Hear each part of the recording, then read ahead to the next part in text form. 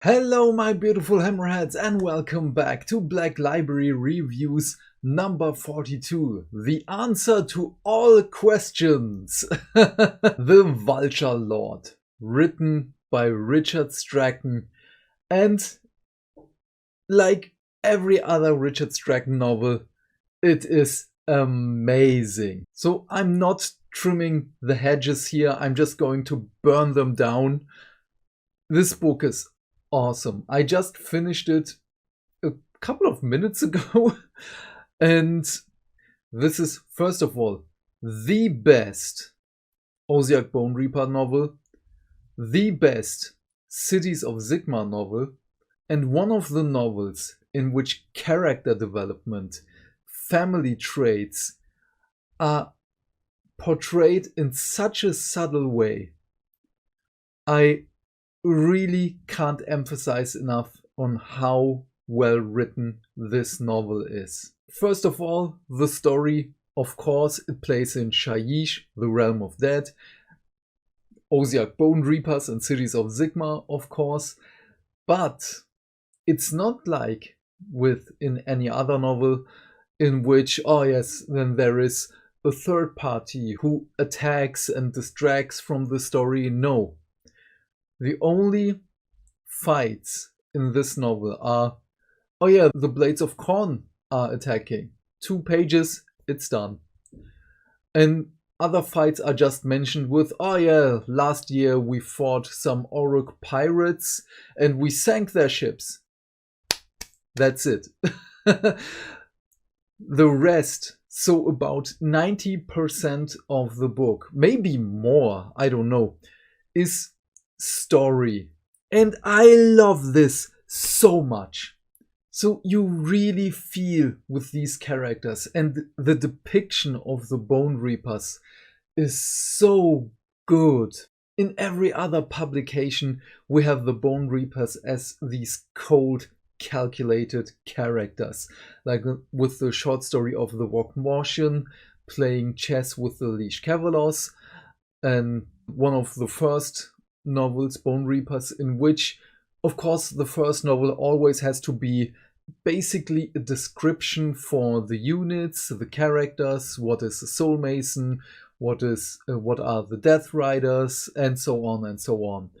And Mr. Strachan he took all of these characters and dialed it up to 11. And because I never thought that I would sympathize with a soul mason, that I could really not hate, but such a small disgust for Hekatos and his behavior against our main character. Let me just call him the Vulture Lord because it's such a cool title. Our Leash Cavalos, our big man himself of the Osiak Bone Reapers. He's such a tragic character. So 1,000 years ago, he and his legion are Bone Reapers for 1,000 years.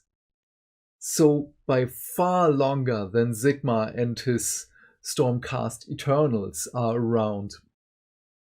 So he lost his son in a pretty competitive game, and it was in the city named Lament. Well, he did not take it as well because, of course, it's his son. His wife died in childbirth, so he has no one.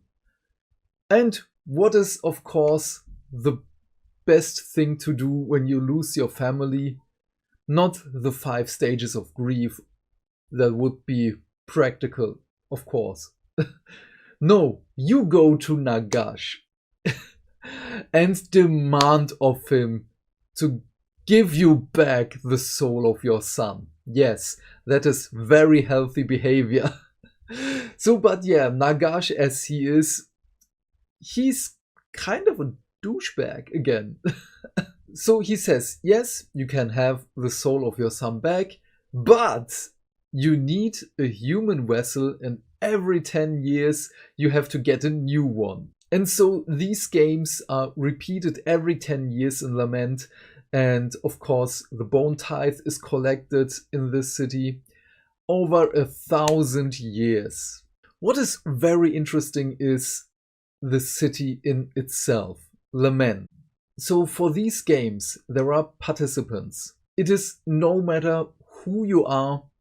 If I remember it correctly, because it is said at the beginning of the novel, if you are 18, you're not allowed to participate.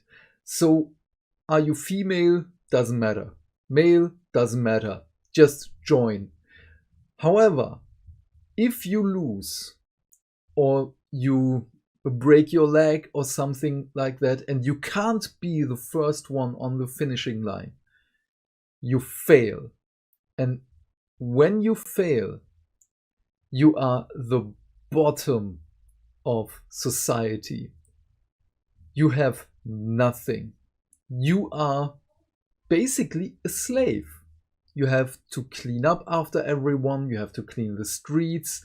You don't even get shoes or anything like that. So you are living from scraps and everyone looks down on you, and the higher society is not allowed to talk with them.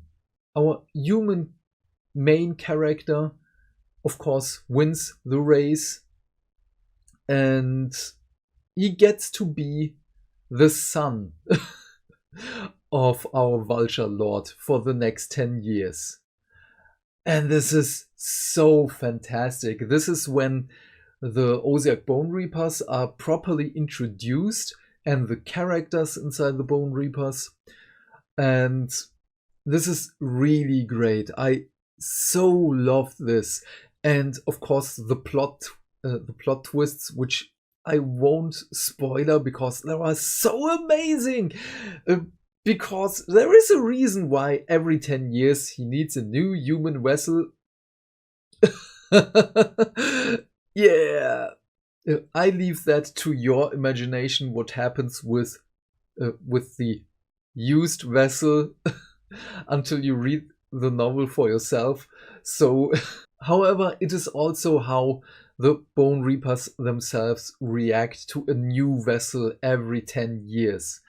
And how the Vulture Lord basically can't let go of his son, even though as a bone construct, he isn't able to feel things.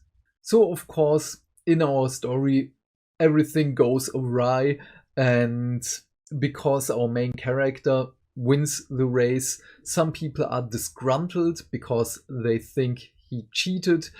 And it is this societal unbalance and unfairness of the whole situation. And the majority of the inner city problems wouldn't be there if someone would just say, we could do that. So basically, just sit there for a minute, meditate, drink a tea, think about stuff, and then it would make sense. But no. First of all, humans. Second of all, it's a Black Library novel, so we need something to mess things up. So it was kinda telegraphed that things will happen, but yeah, that's a given. But what I meant with the character development is, so we have our main character and his mother. Even though they're apart for many, many years, you have those same mannerisms in which when she feels uncomfortable, she takes a sip of her drink. So, of course, both had something to drink in their hands in these specific situations. And even though he is several hundreds of kilometers apart from her and he deals with another difficult situation, he also feels uncomfortable and takes a sip of his drink, which I really, really loved. And his love interest, yes, he has one. She is basically from this little girl who grows up with him. and is his best friend. Well, you see her mature and deal with her own problems, like her grandfather dying, who is a Sigmarite, by the way, the only one around. And she kind of adopts his religion because, of course. And the writing style for her changes at first in a subtle way, in like, which of course many Black Library authors use. However, in this novel, I kind of felt it was more pronounced, if this is the correct term. If not, I'm sorry.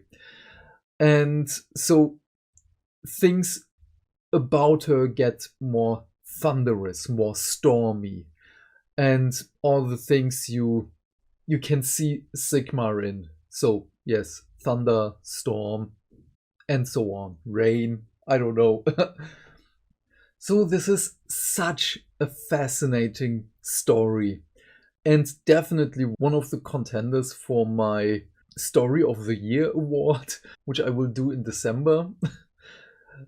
And this is going to be very, very hard, because in the last few weeks and months there were so many great stories. But yeah, this is definitely one in the top 3. My only gripe with this story are the time jumps.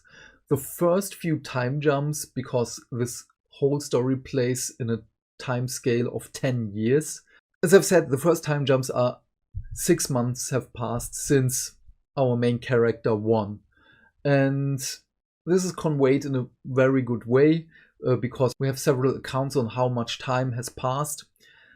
And in the next chapter, it's been a year since the last tournament, the last game. And then suddenly it's 5 years, suddenly it's 6 years. And there was barely no cut, and the last time jump is just, okay, now it's 10 years. So, whoa, okay. And so much stuff has happened in this time frame. So it makes sense in hindsight. However, in the moment itself, it kind of felt like whiplash. I was just thrown into it, and it was like, okay, now I have to deal with this change. Because somehow this character now has a child, this character now is a priest, this character is dead. Yeah, not everything happens in this one time jump, but you get the idea. Even though the dead person is kinda foreshadowed. So yeah, sorry, I'm rambling on because I love this story so much. And now I'm kinda doubting my plans with Slaves to Darkness and just want to unpack my Osiak Bone Reapers again. The Black Library curse. But yeah, even with the shortcomings, this is a definite 10 out of 10 years until the next vessel is needed. So what are your thoughts about this story? Please leave your thoughts and questions in the comment section down below. I am keen to know what you have to say. And while you're down there, do all the YouTube stuff, because hitting buttons is fun. Have a great day, my friend. Stay fantastic. Stay hydrated. And I will see you in the next video. Bye!